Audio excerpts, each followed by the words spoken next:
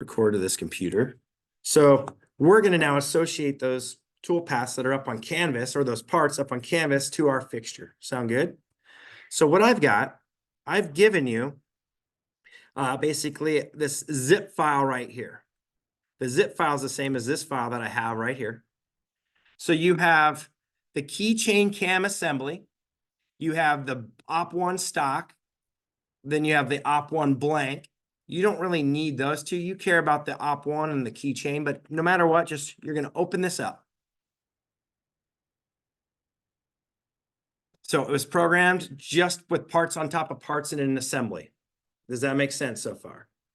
If you wanted to check it out, it does have configurations for the different, for basically the op1 and the op2. So you're going to want to make sure you have your op2 configuration showing if you're using this. And were we doing vice or fixture operation? Fixture. Vice was already cut. Those are the op1s. There's like 140 something parts downstairs for you to test on. I'm hoping that we have no parts left when we're done. Sound good? I want you to finish them all out somehow. Now, this right here is going to be basically the tool paths it needs in order to make this part right over here. See that? Because that's what you're doing, right? So one thing I'm worried about is the chamfer tool path with your clamp. So I asked for a minimum of, I said 25,000. If you got 10,000 clearance, I'm happy with that. Sound good? Anybody have less than 10,000? No. So you're going to basically need to associate these operations in order to machine this part out to your fixture. Fair enough? So what I would do is I go Control C. Fair enough? And I would then open up my fixture. So let me go find mine real quick. Is this making sense? Ask questions if you got it. See. File on canvas for the keychain. It should be a big zip file on canvas. I see it week 7. I'm not seeing it either. Let's check it out. Let's check it out together real quick. Is it week 8? Are we in week 8? Under week 8. Picture. So let me look. Maybe I didn't. So you're right. I guess I didn't put it up on canvas, huh? You're right. So give me one. Wait, that's lab 6. There's not there's HSM library. You're right. I forgot to put that up there. Thank you very much. I'm sorry. Just give me 1 second. File. That HSM library is going to be for the fixtures, for making fixtures. It has nothing to do with making parts. Got it. So the HSM libraries for when you need to machine your fixture plate, we're not there yet. Cool. So let me grab, I forgot to put one file up there. So I'm putting up there this CAM assembly SP24. It's a zip file. You have to basically unzip it. Sound good? Before you use it. Let me come down here, and it bothers me that it's right there. So we'll put it in between my little tabs Dan made me. So he made those little dashes. They work out really well. So I'm going to do increase indent, because that bothers me too. There we go. So it's underneath homework assignment 7. Fair enough for right now. Is everybody good with that? So what you have now, you should have all these files that I just gave you. The CAM is in the assembly though, just that you're going to have to copy paste out. So let me go find my fixture now. So I'm going to back up one. I'm actually going to go back to lab 6 because that's where I kept everything. It makes sense to me. And I basically made a fixture real quick because I gotta do the same thing, right? So there's mine. And it's labeled. So what we got here is you need to come in here. I haven't done any CAM whatsoever. I wanted to do this from scratch with you, so to prove that it all 100% worked. Then we got it on video then too, right? So Control V. Did it not grab it? Paste. There it is. Yes. Yeah, I'm posting the video for Friday Lab so you can have it too. So what we've got now is this is the fixture operation. Yours has to work over here, right? On this part, on your part. I'm not going to worry about associating op1 right now. I'll show you that later next week when we go to test. My intent is to make this put it in the UMC 500 and then run brass keychains off this one on the UMC 500. You play with your fixtures on the other machines. And then when you're ready to come into lab and run, you're going to get points for coming and running your own brass keychain along with testing. So you're going to run a keychain while testing. You're pretty much go press the green button, walk over and start testing while it's making your part. Sound good? That's kind of the intent of this one. And it kind of helps you along the way too, I think. So when I have this thing, where we've got to associate it with Op2 now to make sure that I have enough room. What I'm going for is I want enough room between that rail and where the chamfer tool is going. That's probably the lowest tool, I think, on the part, right? I also want enough room between my chamfer tool and where I set my height of my pin. That might be an important thing to worry about.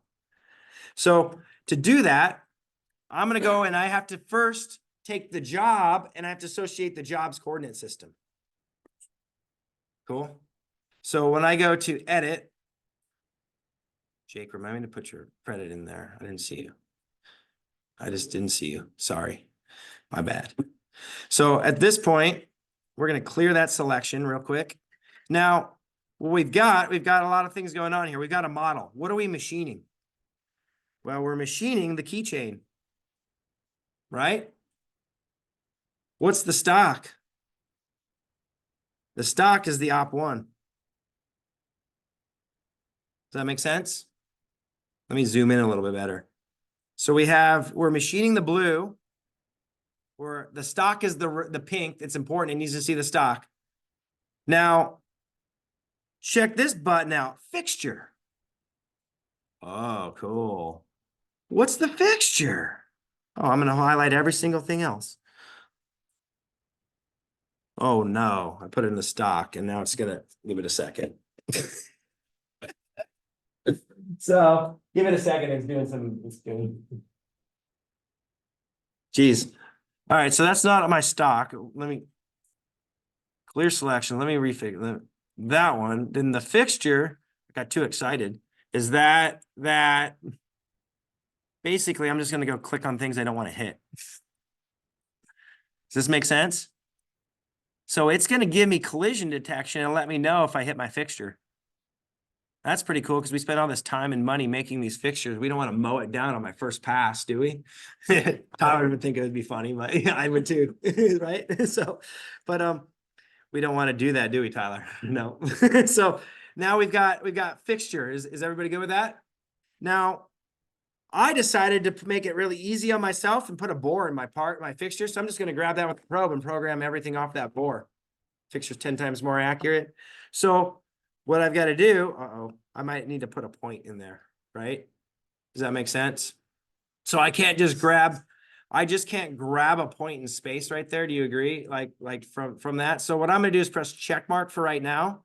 And I'm just going to go to sketch, top surface, and point, exit sketch. No, don't degenerate. So I just needed a point right in the center where my XYZ0 was, right in that bore. Is that making sense? So I could show HSM works. Come back over here. I can basically do X and Y axis, and then I can pick selected point. I pick that point, and then my X axis is that line. I'm going to hit reverse X axis and it did it for me. I don't need to do anything else. Is everybody good with that? So I've got my fixture selected. I've got my stock and I've got my model I'm going to be machining off of. Yes. Somewhere you design this fixture. Where do you expect the technician to set it up on, right? Where are they going to put the 0 point? I don't know. That's up to your design. You got to sell me in your video on your design.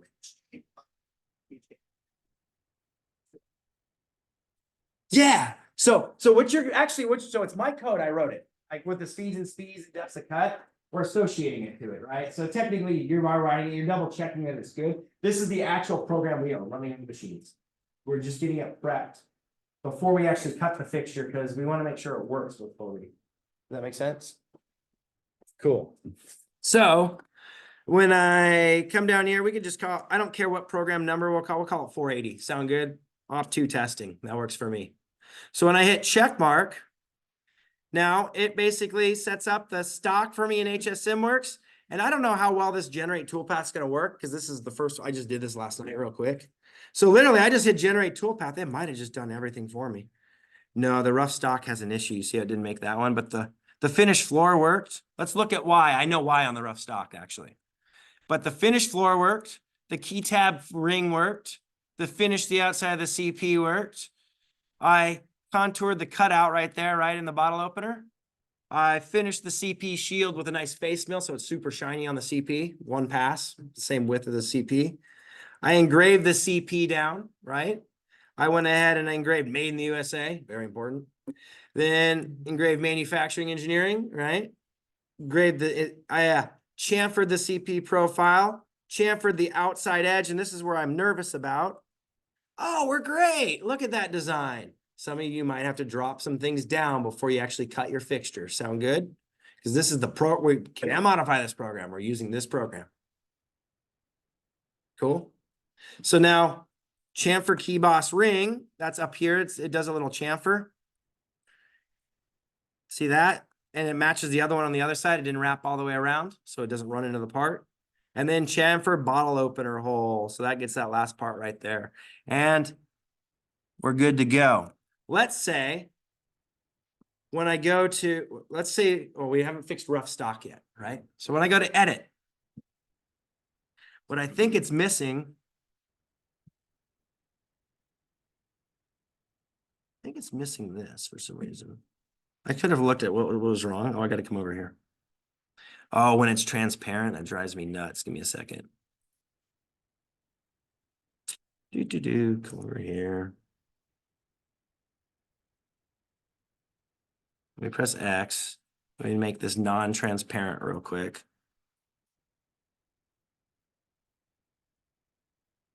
That wasn't that one. Oh, it's that one.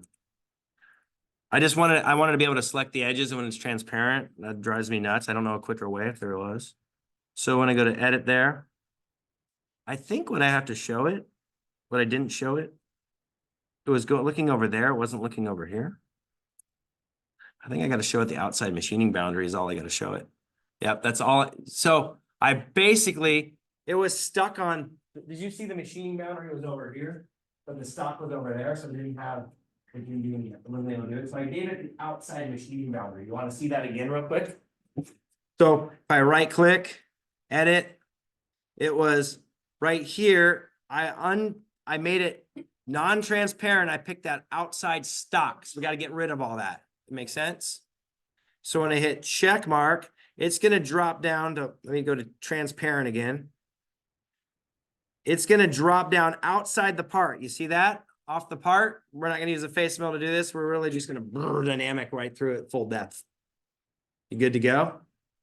Then it leaves a little bit of stock and it finishes the floor with a little bit nicer toolpath. I like the way that one looks. That's called a flat 3-axis toolpath. So if I accidentally was like, oh, I'm going to chamfer around the outside profile. I'm just going to show you this real quick. And you didn't have, maybe you just had a weird number in there or something. And it was like this, you're like, is this going to work on my fixture? When you come over here and you go to stock simulation, there's check against fixture. So one of these buttons right here, check against fixture. When I press like that, it turns the fixture on. You see that? And then when I press, I'm going to slow it down a little bit because it'll. So we had some issues. Not yet. It says it clashed with stock with rapid movement, and it's going to cut that right off. Let's go a little faster. Oh, right there. So it's basically telling me I've got tool flute clashing right there. See all those warnings? So every time it ran into the fixture, it came up with a warning right there. Does that make sense, everybody? So if I went ahead and go to edit, I go back to 0 where it should be because we just go from contours on the chamfers. Then I was to go ahead and go to stock simulate, check against fixture. play. We're good to go. Look at that. Does that make sense? I dropped my Z down on my chamfer tool, so I went through my part. You probably don't want to change anything to hit it unless you want to see it, like actually warn you. Yeah. But so just Lipper, to answer your question, what I did was I just went to this outside profile. I dropped the chamfer tool down an extra 100 thou, so it went through my rail. It was actually just going through my rail, and it told me that. I just want to make sure that we don't, accidentally cut your steel rail or your clamp or your hardened screw when we're testing. That's all. So that brings me, I'm not going to stop the video and then start another video. I'm just going to continue to roll. Sound good? Friday lab. Got Garrido and Dan set. So we've got, let me go back to the PowerPoint then. So once you know that your fixture is going to work, right, for the prescribed CNC operation, it's time to come up with a plan on how we're going to machine the part. Sound good? We've done this before. So you've done this plan. I just want you to come up with a plan. It's literally the same document, right? So look at your plate, figure out what you need to do in terms of machine operation. Do you have to center drill? Do you have to drill, tap? You're probably all going to have to do that if you're using clamps, right? Do you have to pocket your rails down into something? Yes. So come up with the kind of an order of operations. Come up with your stock size. Come up with where we're gonna put the home location. It's gonna be right in the center of the plate, right? Everybody's gonna have the same center of the plate home location. We're gonna hold it in a vise. We're gonna hold it in the same setup that we held the molds in. So I have a vise that's cut across. If you run into it, I don't care. It's aluminum. It's gonna cut right with the part. So we're gonna clamp our basically our part in the vise. The Z0, where's it located, everybody? Bottom of the vise, right? Where it sits down on the part. The XY is in the center. So we are going to have a program that's going to go ahead and probe everybody's part right in the center at the beginning, right? So we're going to run an M98 P100 again. We're going to run a subroutine. It's going to come probe the plate. And now it's up to you to trim it to the right length. I'm going to ask that everybody sizes up their stock in the Y-axis direction. How we're going to do that is we're going to do that in week 9. In week 9, we're going to take the tool room mill. And if you have something different than 595, you're going to peripheral mill it to whatever that value is on your stock. Very simple to do. I'll show you how to do it with the lab tech, or you can do it by yourself as well. You don't need a lab tech. So you literally come in, you touch off, you jog over how much we have to take off, and we run the end mill across it. If it's more than 50% the step over, we'll step over a couple times. Sound good? But you're going to trim, everybody's going to trim their plate in the Y. So it's the right dimension in the Y. We're going to put it in the vise, and we're going to trim it in the X on the machine in order to get it to the right size. Does that make sense? So you need to, with your partner, come up with a plan. There is a tool list that's on this next page right here. This tool list is what we have available in order to do some testing. And spindle probe is actually tool 25, not 31 of the machine that we're going to be using. But other than that, tools 8 through 22 are set up. They're in the machine, touched off. They're ready to go right now. Jake set them up yesterday. So we've got, let's talk about this a little bit. We've got a 1/2-inch spot drill. What do we do with spot drills? We spot drill holes. What else could we use with it? What else could we do with it? You can chamfer with the thing too, right? Now, you have a 481 pocket. You have to spot drill some holes in the bottom of a pocket. Do you use that one? For a 1/2-inch spot drill, it'll probably go badly. It'd probably go badly. You're definitely right. So what other spot drills are on there? Do you see the 1/4-inch spot drill high-speed steel number 12? I would use that one to spot drill in the rail pockets. Who's going to forget? So make sure you do that. You can use that one to chamfer as well. So I have 2 spot drills for you, just pointing that out. Cool. That's the only tricky thing on there. The 3/8 3-flute carbide end mill, what do you do with that? You may be rough, maybe you pocket if it's big, if it's not too big. You have a 1/4-inch 3-flute, or basically it's 4-flute carbide end mill, 1/4-inch. What do you do with that? You could pocket, you could pretty much do any type of milling features. You could put an indicating band on the part, right? So that's what you've got, 2 end mills basically to do pockets or any type of contours on your fixture. Now, what about the lollipop engraver? Engraving. So if you wrote anything on your fixture, that's the tool you're going to use to engrave. Sound good? It's an 1/8 inch shank, just so you know. So you got to stay 75 thou away from the walls if you're inside of a pocket in engraving. I don't think anybody is in that situation. So how about the U size stub drill? Uh-oh. What size is U? Somebody look that up.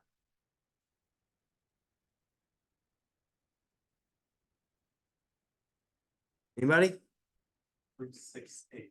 0.368. So if you wanted, I know someone wanted to use 375 pins. So I put a 375 reamer or 374 reamer in there to press fit a 375 pin in, and then a U-size drill in case you wanted to run the drill in. It takes off a little bit less than 10 thou there. So the U-size drill and then the 374 reamer go together. Does that make sense? Good.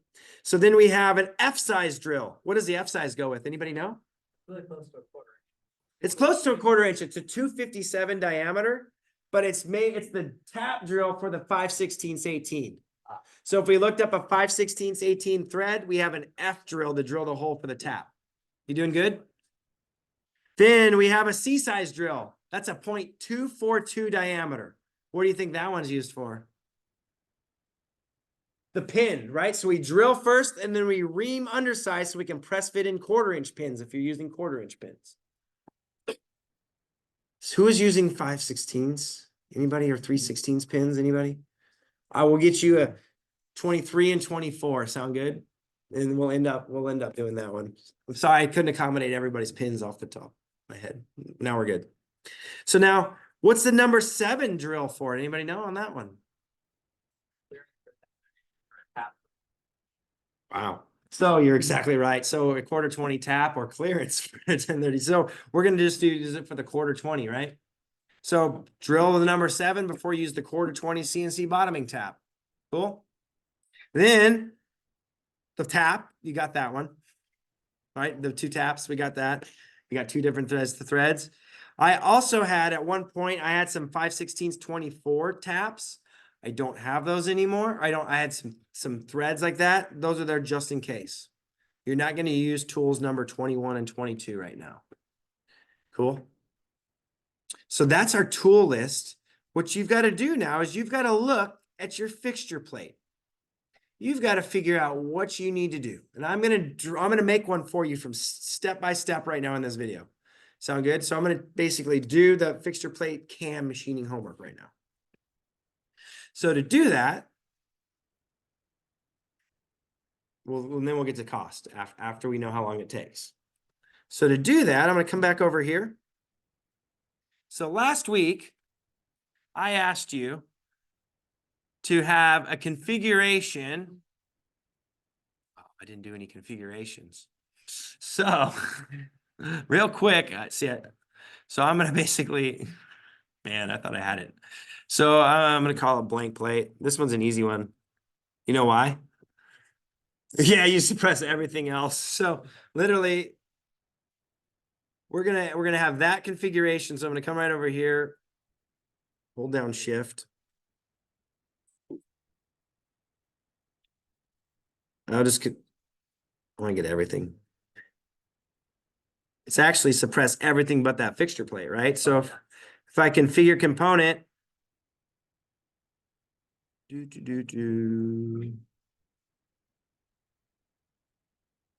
I thought I had done that. I'm sorry. I was doing it yesterday in my office.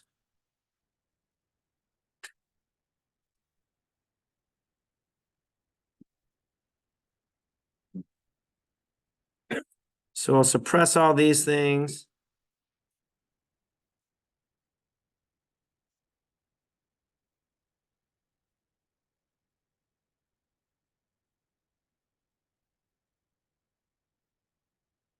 There it is. Oh, I missed a pin.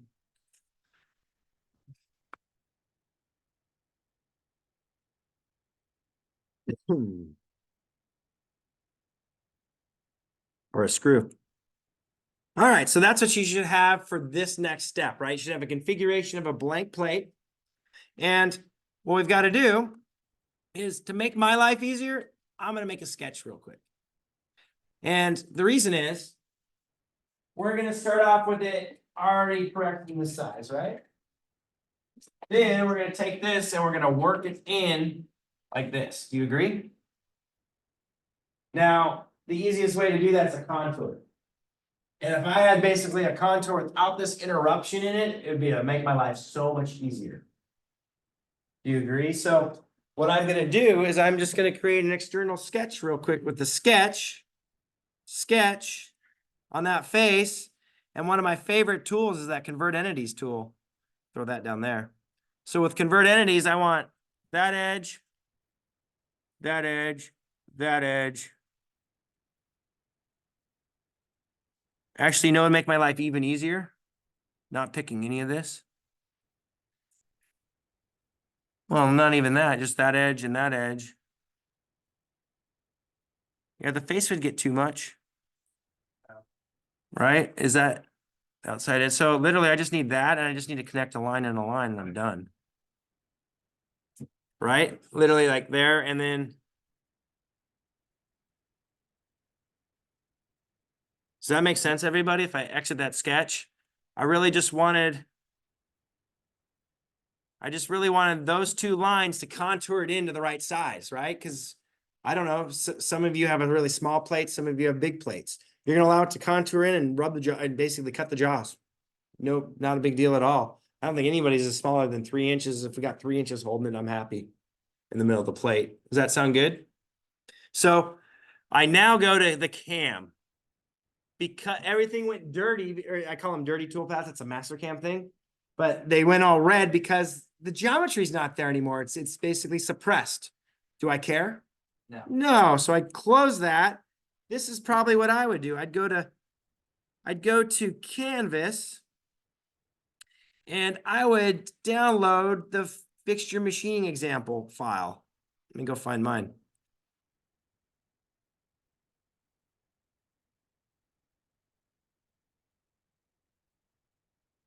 I think it says fixture. Is yours say fixture machining operation data? Okay, so it's that file. Okay. So we press open. Guess what? This is a blank part file. So don't freak out when you see no parts in it. You know why? Do we need a part? No, we just need some cam data. So literally I went over here and I just copy pasted in a blank file some cam data for you. This is my example of it. If you want to program from scratch, go for it. I think you should. But not everybody's had a 335 class, so I do it this way. So what am I going to do here? Copy. I go back to my brass keychain here, right? This is my new fixture. I right click, I paste. So I've got fixture plate machining now. Is everybody good with that? So do you think you have to do everything? Do you have to do op 1 and op 2 stuff? There's more than you need in here. That's what I want to point out, but I tried to label everything for you to help you out. So what we're going to do is the first thing we do is we set up the job, right? So where was the 0 point again on this fixture when we're machining it now? Center bottom. Center bottom. So when I go to edit, it's invalid. So we press yes. My model is that, right? I don't care about any extra stuff. Actually, if you cared about having the right size blank, you could say right here, add additional stock and the side offset. Let's say you had to trim like a 1/2 inch. I don't know how much you're trimming. Does that make sense? So you would give it that little extra stock on the side right there. Wait, what's the? I know it offsets it. Say that again. What's the stock size that we have? So we'll mill it in the Y ahead of time, but then the X will just leave it. It's 0.7 thick by 5.95 by 7.5 is the stock that it comes with.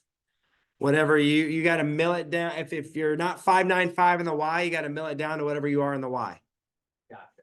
Sound good? And then your X should probably be 7. So whatever your plate is, you're at 7.5, add the extra to make it 7.5. Is that Yeah. Make sense? Cool. So do you even need the stock there to make the tool path? Technically, no, because we're not using rest material. So technically I would do that. If it was me making this, I would probably go no additional stock and call it good because it thinks there's stock in the pockets and we're going to be good to go. You good with that? So let's just do no additional stock.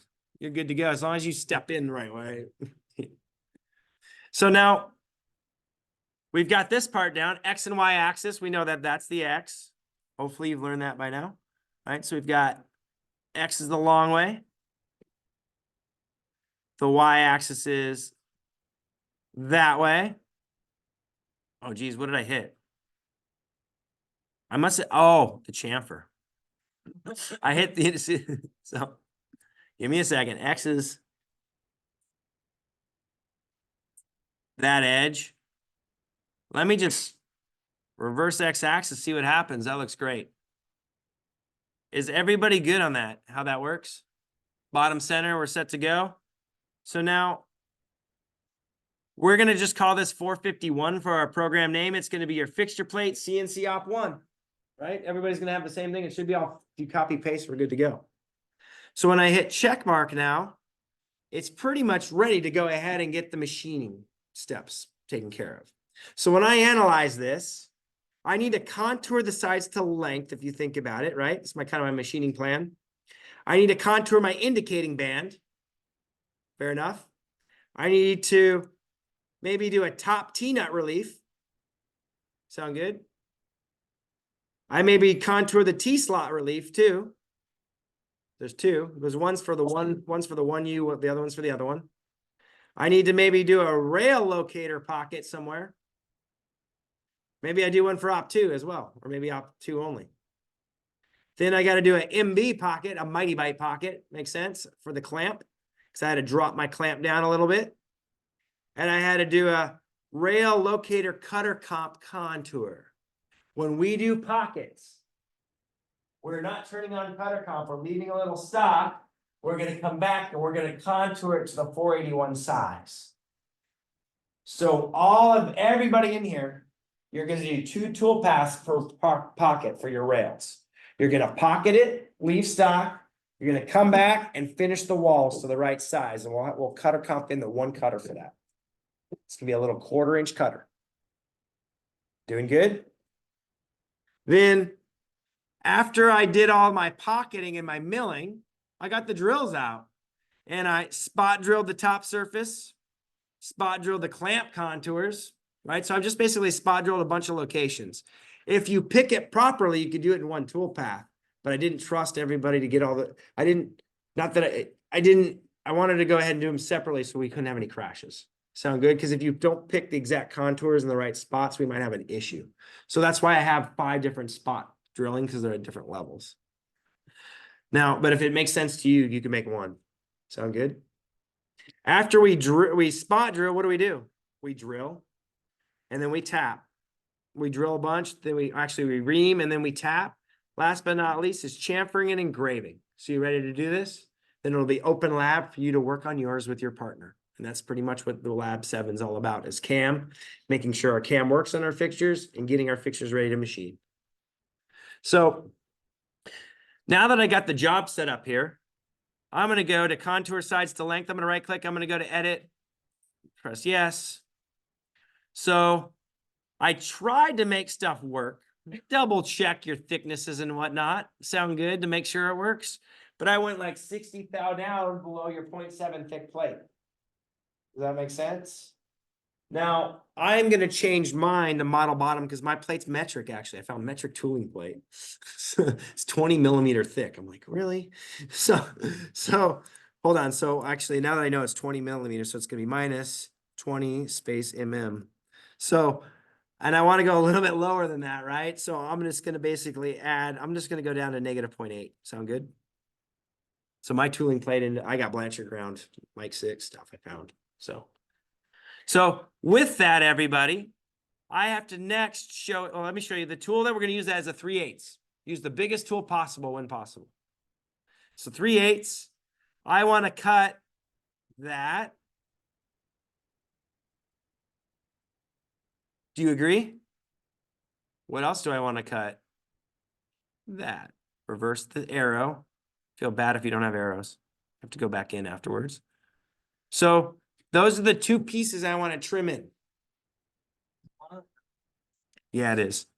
I didn't see that. Thank you. So very good. So very good. I didn't even see that. So at this point, we got the heights. Now, if you wanted to step in, right here are your roughing passes. So if I wanted to step in 1/4 inch and I had 5 of them, it's how it's going to trim your plate. Does that make sense, everybody? So you got to figure out how many passes you need to step in to get to that point. I don't remember what mine is. So if I went to evaluate and measure, I press that face. I didn't even grab it. And that face.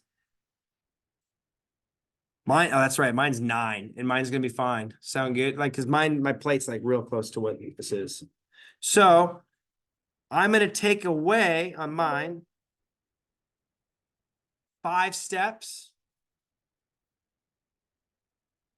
And I'm just gonna do 2. I'm gonna do basically 25 thou.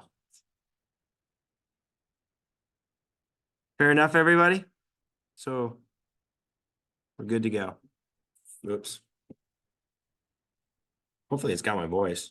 So if we're at the max length and we're just putting a fillet on the end, do we just need like one? Oh yeah, so if you're just doing a fillet on the end, you're rounding your corners so we don't cut ourselves. You basically just cut it and just do the one pass fillet. I mean, it puts the fillet on. Maybe a finish pass.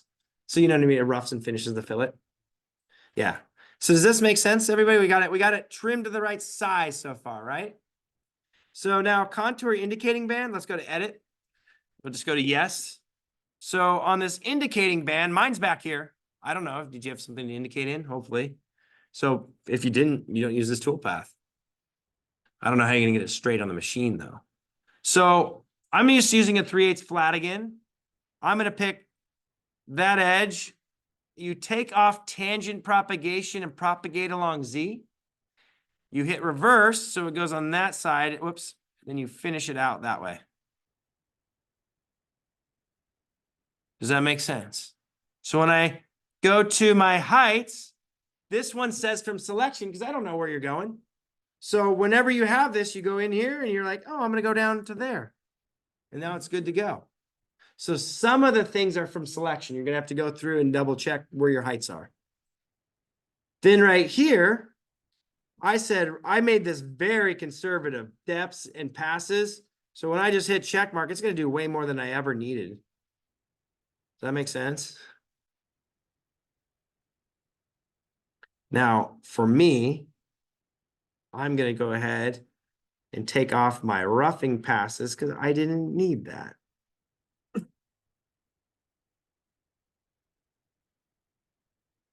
So I'm literally just going to contour it like that. Does that make sense, everybody? Questions? You think they got this, right? All right. So the next one, contour top T-nut relief. Well, I'm going to come in here and basically I'm going to contour that out. So to do that, we go to edit. I'm still using the 3/8 flat because it can fit in there. We doing good? So when I come over here to the geometry, I'm going to take off the propagate along Z and the tangent propagation. And you go, whoops, that edge, that edge.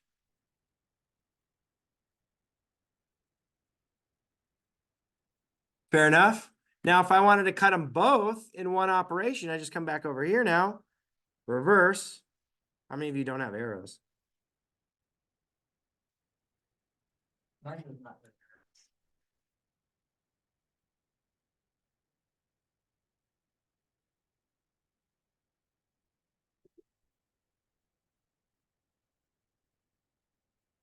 I don't know why it doesn't have arrows on some of them. Cool. So the depths are not set on any of these because I don't know what depth you're going down to. So if you look, it all starts at model top. That makes sense. Everybody should have nothing above their model top. Just a plate. And we're gonna go down to selection to right there. Fair enough? Now, I've set depths of cut and real weak passes there for you. You can change those if you want a little bit, but it's definitely gonna make good parts. So when I hit check mark, it comes in. We good on that? Cool.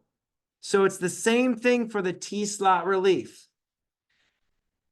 So down here,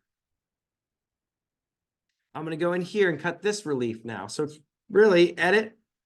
Yes. Same tool. I go over here to my contour. I pick that edge. I take off propagate. Yay, it went to the right side finally. Come through. And that's what I'm cutting. Do you agree? Then I'm going to come over here.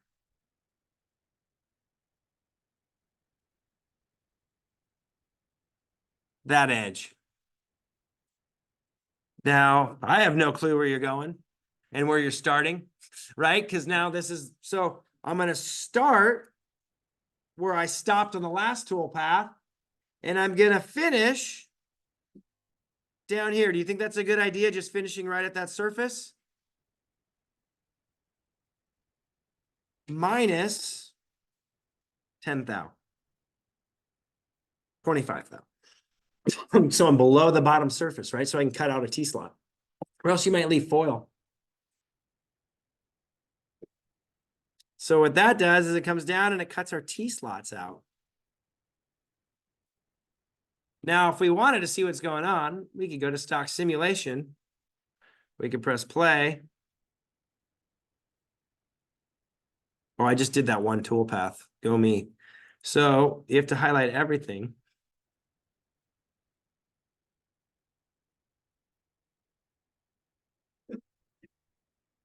Whoops, and then we'll move this out of the way. We'll fit. It's looking good, huh? I like how it colors it all funny. They made a Volkswagen like that in the 80s. Every panel was a different color. It was really cool. It was like red and green. Yeah, anybody ever seen that? No? Yeah. There's a bunch of them in Arizona. So now we're going to go ahead and do op1 rail locator pocket. Sound good? So I've got these rail locator pockets. I've got to cut for the steel rails. We are going to go ahead and use cutter comp to size it correctly. You don't use cutter comp in a pocket toolpath. We contour with cutter comp. So what I'm going to do here is simply use the 1/4 or 3/8 flat, I guess, for the 481 pocket. I'm going to pick that profile, right? Because that's my pocket profile. Hopefully it's the right size, not bigger than the 4.481. I'm going to pick model top is where we're starting our pocket. I don't know how deep your pocket is. You designed it, so click the bottom of it. Then right here, what's important is we have stock to leave. We're leaving 5 thou on the walls because we're going to come back and cutter comp it in. Cool? So when I hit check mark, it bores basically a little corkscrew down in there, does a little helix, and opens up that pocket for you. I'm going to do the exact same thing with op2. The thing with op2 is both of these pockets come down to the same height. So I'm going to pick them both right now. Sound good? And then when I come over here, I got to know where to go down to. And I'm just going to double check that I have the 5 thou stock to remain. So when I hit check mark, it made those 2 pockets now. How we doing? All right. So what we've got left is the Mighty Bite pockets. How many of you didn't sink your Mighty Bite down? How we learn? So more than just you, guaranteed. So, but now we'll sink it down. We'll get it going. So op1 Mighty Bite pocket. We'll go to edit. We'll go yes.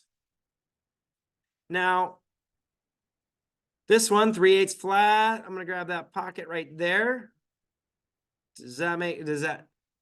What's gonna happen there?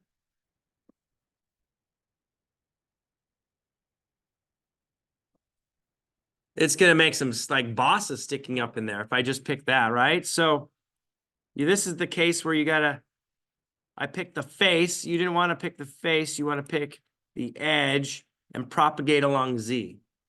Does that make sense? So you don't accidentally pick the centers. Don't pick the face. So now the height, I didn't know where you were, so click the selection. See how everything's you just got to select your heights and your toolpath. So now over here, we're not worried about the Mighty Bite pocket in terms of cutter comp. So I didn't leave any stock on there, and we're just going to go down the final depth. Sound good? Just drops it down to where it needs to go. So when I hit check mark, does a little helix, makes a pocket for the Mighty Bite. Now, if you made your fillets smaller than the 1/875 that the cutter has, you use the smaller cutter. Does that make sense? Use the 1/4 inch cutter. I think I actually have to switch mine to 1/4 inch because I think I made mine 150 thou, to be honest. So what I'm going to do real quick is I'm going to go to edit. Let's see if I can find that tool real quick. Library. If we look, what number is it? Does anybody know? It's 2, right? 1/4 flat. Is it? It's not. What's it in our tool library? See, I don't have it there. So I'm going to go to fixture machining operation data.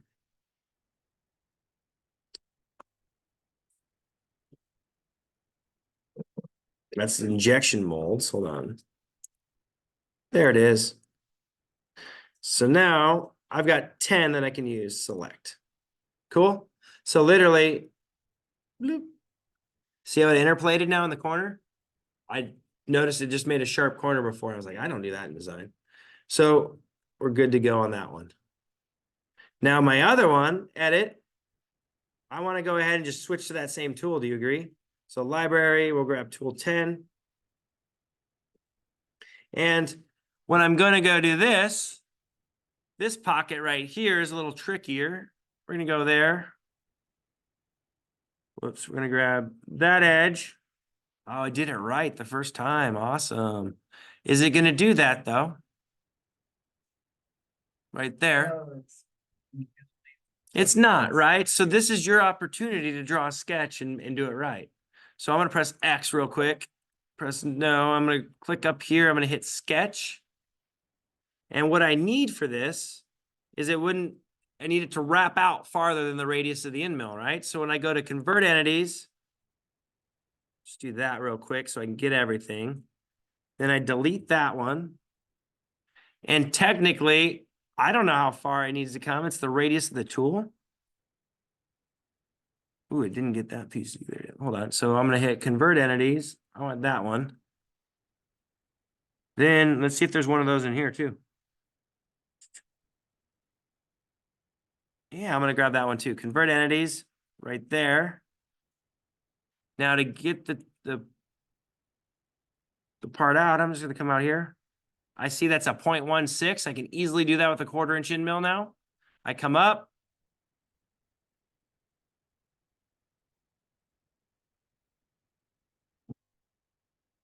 And why is it not shaded? Somewhere I'm missing a piece.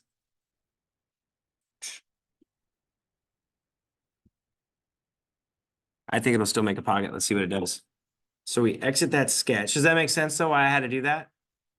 So when I come over here now to this Mighty Bite pocket, I should be able to just come right down here. And I should be able to go to the sketch I just created down at the bottom. And it grabs my sketch for me. See that? So when I hit the depth, I pick the bottom of the pocket. So I pick the right tool, 1/4 inch flat. And then check mark it. So now that'll wrap me around and take care of that actual little fillet right there. Does that make sense, everybody? Perfect.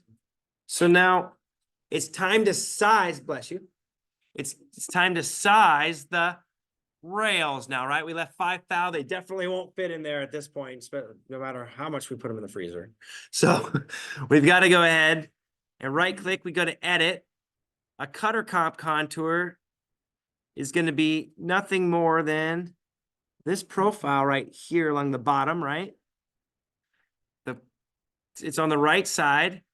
When I come here, I got to tell it where to go down to. And then I have some values right here. I have where cutter comp set up on this one. So we will set up together next week in lab. We'll go run this exact file that I'm programming with you right here. We'll get the cutter comp to work perfect on this part.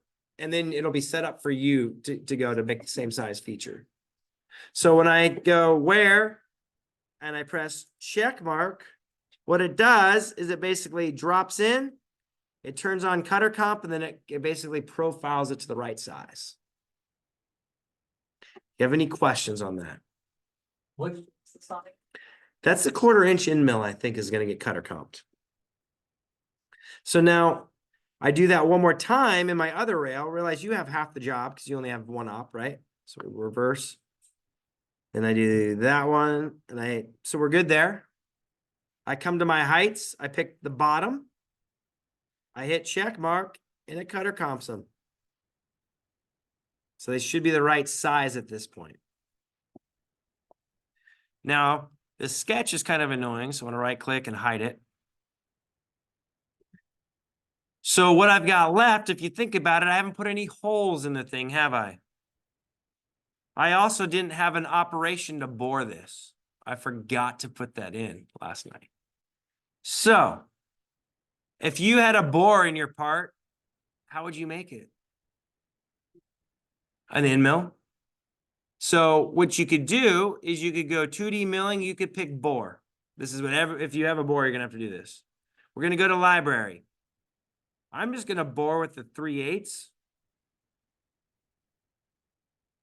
Select. And you have to pick the full surface of the bore. Now, it does something here, which I don't like. There's a chamfer. Let me go over here to my heights.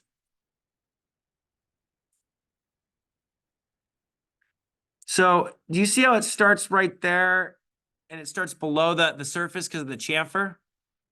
Well, I take the whole top and I add 50 thou. So it starts boring a little bit before the surface. You see that? It's a good idea. So, and I'd just allow it to go the whole bottom. I would also do multiple passes and then a finish pass. Sound good? I would do a 10 thou finish pass. And then I would just do multiple passes and a little bit less than half the diameter of the cutter. So it'll bore basically that part, and then it comes in and it finishes that bore. When I hit check mark, I'm going to drag that up to like right below my contour T slot. I'm going to right click and rename that to bore WCS. Oops. Caps locks. Bore WCS hole. You good with that? Why did you do, I have so many depths of cut instead of just like. I did a bore. Oh, that's what a bore looks like. Yeah, it's a helix the whole way down. For some reason, I thought you did a compact. Yeah, no. So one other thing we've got to do is we've got to go ahead and put the M98 P100 in the thing, don't we? And I didn't do that at the beginning. How do we do that? Do you remember? Manual NC, it's a pass through. So we do manual NC. It's going to be a pass through, and it's M98 P100 check mark. Where do I put that? Very top. So that was also something we need to do, right? So we could. Yeah, it wasn't posting because it didn't have pass through. So that doesn't make it. It should put it in. Yeah. So now we've got the bore board. Now I've got to go ahead and take care of my holes. What do you have to worry about here when you're spot drilling? I mentioned it earlier. slot width and the thickness of your spot drill. So basically, if you just use the 1/4 inch one, you don't have any problems. Sound good? I'm probably just gonna switch to the 1/4 inch one for all my example. Sound good? So we don't have an issue. So the reason I don't have, I use the bigger one because you could chamfer the big 5/8 holes or the 5/16 holes with the bigger drill. So right here, edit. Yes, I'm gonna spot drill. Oh, it's got the 1/4 inch. Perfect. So I'm gonna spot drill on the top surface. I'm gonna spot drill that hole. That hole. Do you want to see how you could do it in one tool path? You go right here, and it's not from model top, it's from contour. Or from selection. No, not selections, from geometry. Where is that? Oh, they don't have the contour. You can't pick hole because you're not picking the hole. No, just do it the way we're doing it, from model top -125. So that's gonna now put those two chamfers in there. Boop. Now spot drill clamp contour, I'm gonna go to edit here. These ones, basically, the top of the holes right there. I want to go down 100th thou from right there. And it's that hole and that hole. Check mark. Does that make sense, everybody? Then, op1 pocket. Edit. I don't have it. I have an op1 pocket right here. So this one is that hole, that hole. Careful. Ooh. So we go to our depths. I haven't given it a selection yet. You see that? So I'm going to start there. Whoops. I'm going to start there. I'm going to stop there. Minus 1/8 of an inch. Cool. Then more spot drilling, op2 pocket. I'm going to go to edit. I'm going to go start there. Stop there. Then it's going to be that hole and that hole. If the rapids are set right, it doesn't break the tool. It goes right over the hole, right? Good. Now, that spots everything on this plate. Now you got to get your drills correct for the size of the drill for the feature you're doing. So the drill top surface, I'm going to go to edit. So this one right here, everything's going to be through holes in your part. Makes your life easier for taps and everything. So this tool right here is the 368 drill. I don't have any of those on this design. So I go to library. And if I'm going to use 1/4 inch dowel pins, I use a 242 drill, right? So which was, and what number is it?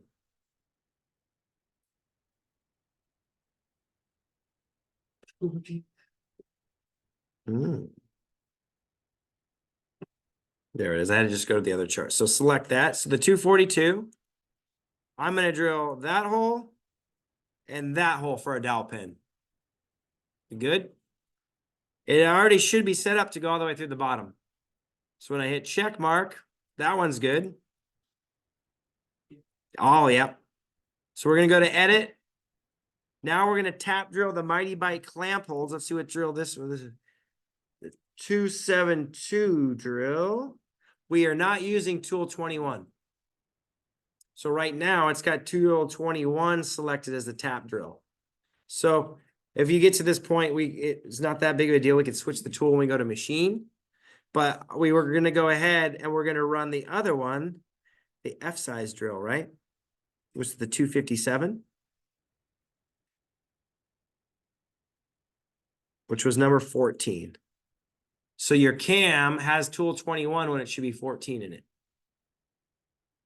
Now, I know for a fact that these Mighty Bite holes are right here, right here. I'm just going to go all 4 of them. Sound good? With those. And I hit check mark. It drills through the part. Now we're gonna tap drill rail locator holes. I'm gonna go to edit. The rail locator holes are that one, that one, that one, and that one. Do you agree? When I come over here, I'm just gonna double check we have the 207 or the 201 drill. Should be a 201, this is a typo. And then we're gonna go down an eighth of an inch below model bottom. We should be good to go. When I hit check mark, they go through the plate. Now, the reamer is probably the wrong size reamer too, if I just had the wrong size drill in this example. So I look at this 374 reamer right here, and what do I pick? Library. I have the 1/4 inch, come over here. What number am I at? 17. So it'd be 17, select.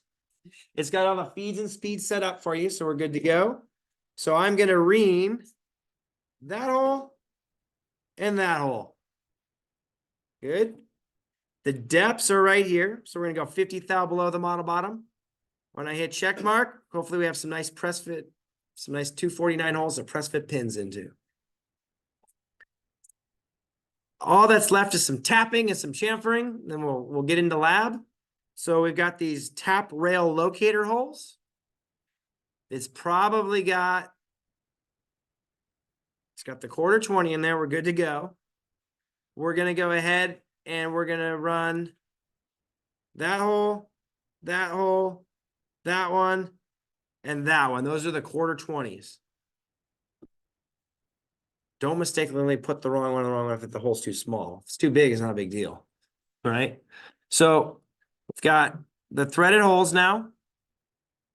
I'm going to tap the Mighty Bite clamp holes. That's the last one. I'm worried that this is tool 22 by accident. It's 20 by accident.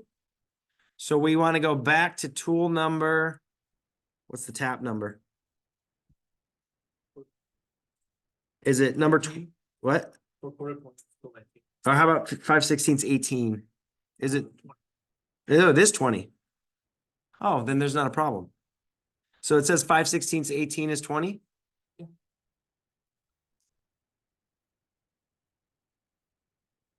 That's the wrong pitch though for it.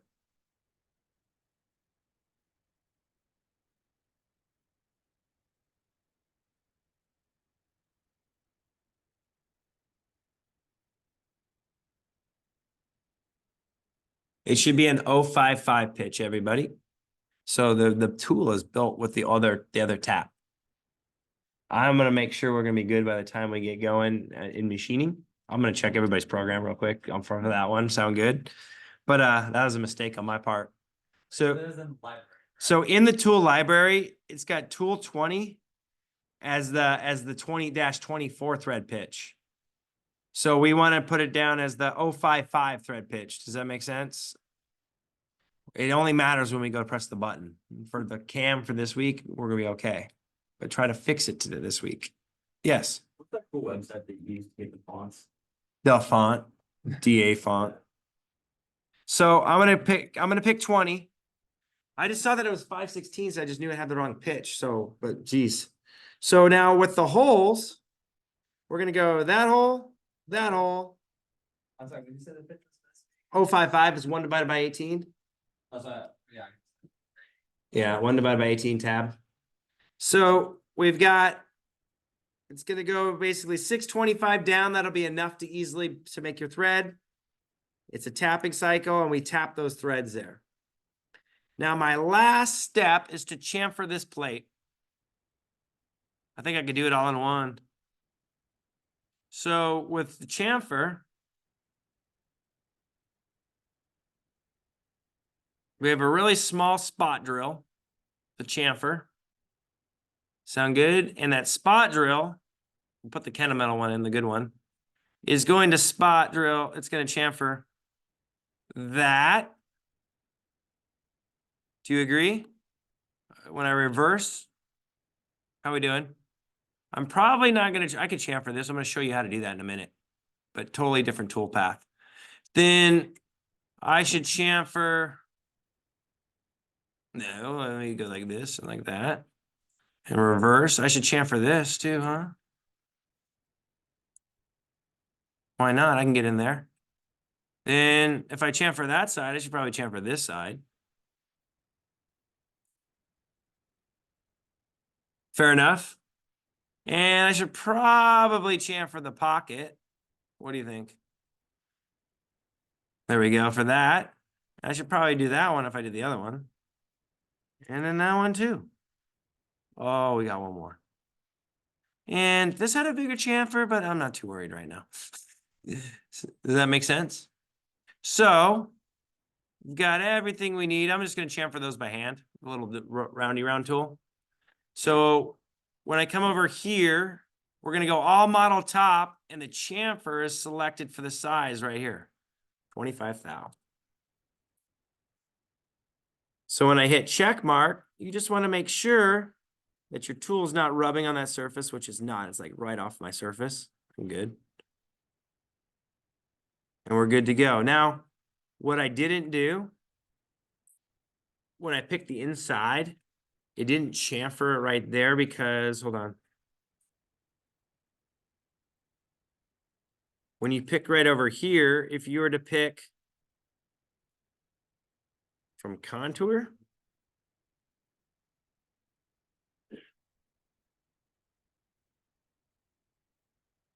see, now it goes down into there, right? Because I didn't pick from contour. It was all off the model top. Does that make sense, everybody? So we've got the chamfers on the thing. Now, I'm going to do the last step. I'm going to engrave the operation names and the torque so my operator knows how to torque it and they know which op 1 is, op 2. What? For your pockets, if your contour is the bottom edge of your chamfer, will it chamfer it 2 bar? Oh, yeah. So you got to pick the top edge. Very good. Yeah. So pick the top edge, pick the bottom of the chamfer line, the top edge. Yeah. So at this point, I've got to engrave the names. I'm going to go to edit. Engraving is only going to come down to the top surface, like a few thou. It's like 2 thou down. I might go through. I'm going to go 2 thou, see how it looks. But when I'm engraving, a little engraving tool, it's going to run 15,000 RPM or really 10. And this is how you pick your letters. Bloop, bloop, bloop. That maybe makes some noise. Bloop, bloop, bloop.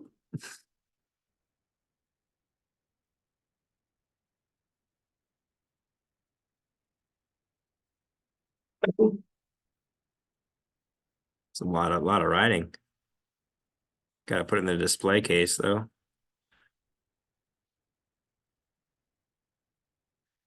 Anybody gonna prove that their bottle opener works on video? That's part of the vote. You got to test. I mean, I was gonna say bonus points, but I'll probably get in trouble for that.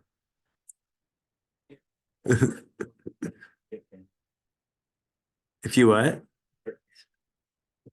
Oh yeah, get Dan to open the bottle with it. That'd be good. Tomorrow night's Thursday night. Find them. There you go. Let's go here. I'm almost done clicking.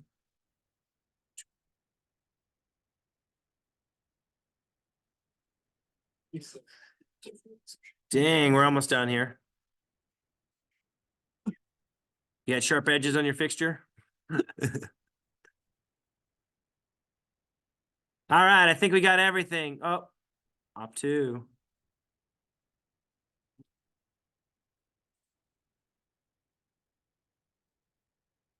Can you believe some of you are graduating in 3 weeks, 2 weeks? It's like crazy, huh? I'll be here. No. So when we've got this now, we've got model top. We're just coming down from the model top 2 thou because if you engrave somewhere else, make sure you change that. But literally we go off for cutter comp and you turn off all of your lead in and lead out. So you have arcs into every letter. And when we hit check mark, what I usually like to do is I like to hide it and I like to look at my blue lines to make sure it looks like that's what it's going to do. Does that make sense, everybody? So you can kind of see it right there. So now that I hid that, I got to get it back. Right click, show it. Perfect. So that's once we go and we've got all of our tool paths created. we're gonna go ahead. We're gonna go here. We're gonna stock simulate it. We're gonna press play. We're gonna go ahead, just telling you everything it did. We don't have any crashes. We're good there. When I come over here, we look at it, it's all colorful. And we're pretty much good to go. Now, you're going to grab, after you've programmed it, you're gonna grab the setup sheet for it. So we're gonna hit setup sheet, open. And now I have all of my times. This is gonna take me 25 minutes to machine. Way better than the molds, right? So we're gonna take about, so you're gonna have a cycle time. What are we gonna do with that cycle time?